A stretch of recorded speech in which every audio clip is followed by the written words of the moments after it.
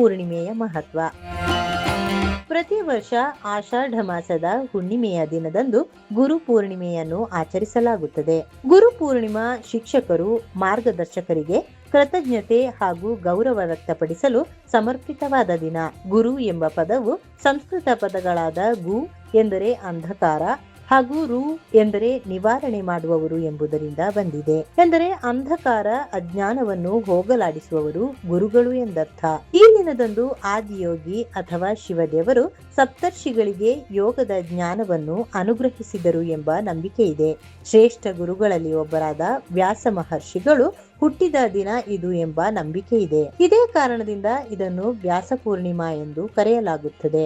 ಮಹರ್ಷಿ ವೇದವ್ಯಾಸರು ಹಿಂದೂ ಧರ್ಮೀಯರ ಪವಿತ್ರ ಗ್ರಂಥ ಮಹಾಭಾರತವನ್ನು ರಚಿಸಿದವರು. ವೇದವ್ಯಾಸರು ವೇದಗಳನ್ನು ಋಗ್ವೇದ, ಯಜುರ್ವೇದ, ಸಾಮವೇದ ಮತ್ತು ಅಥರ್ವ ವೇದ ಎಂದು 4 ಭಾಗಗಳಾಗಿ ವಿಂಗಡಿಸಿ ಎಲ್ಲರಿಗೂ ಅರ್ಥವಾಗುವಂತೆ ಮಾಡಿದರು. ಇದಲ್ಲದೆ ಜ್ಞಾನೋದಯದ ಬಳಿಕ ಭಗವಾನ್ ಬುದ್ಧರು ಸಾರನಾಥದಲ್ಲಿ ತನ್ನ ಮೊದಲ ಧರ್ಮೋಪದೇಶವನ್ನು ಇದೇ ದಿನ ನೀಡಿದ್ದರು ಎಂಬ ನಂಬಿಕೆ ಇದೆ. ಹೀಗಾಗಿ ಬೌದ್ಧ ಧರ್ಮೀಯರು ಈ ದಿನವನ್ನು ಪ್ರಾರ್ಥನೆ, ಧ್ಯಾನದ ಮೂಲಕ ಆಚರಿಸುತ್ತಾರೆ.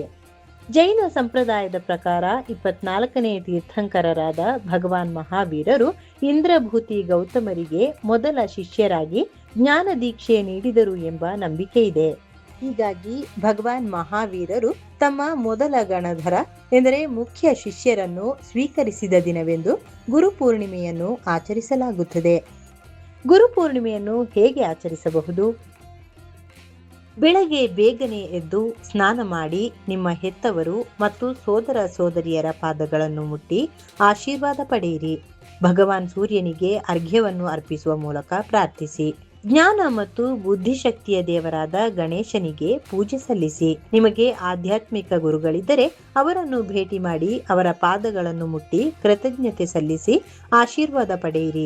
ಈ ದಿನ ಗುರುಮಂತ್ರವನ್ನು ಪಠಿಸುವುದು ಅತ್ಯಂತ ಪುಣ್ಯದಾಯಕ.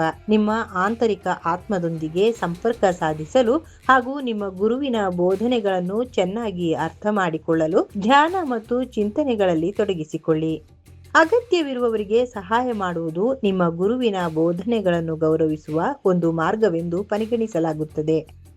ಪವಿತ್ರ ಗ್ರಂಥಗಳು ಮತ್ತು ಇತರ ಪ್ರಮುಖ ಗ್ರಂಥಗಳನ್ನು ಓದುವುದು ಗುರುವಿನ ಬುದ್ಧಿವಂತಿಕೆಯನ್ನು ಅಳವಡಿಸಿಕೊಳ್ಳಲು ಸಹಾಯ ಮಾಡುತ್ತದೆ.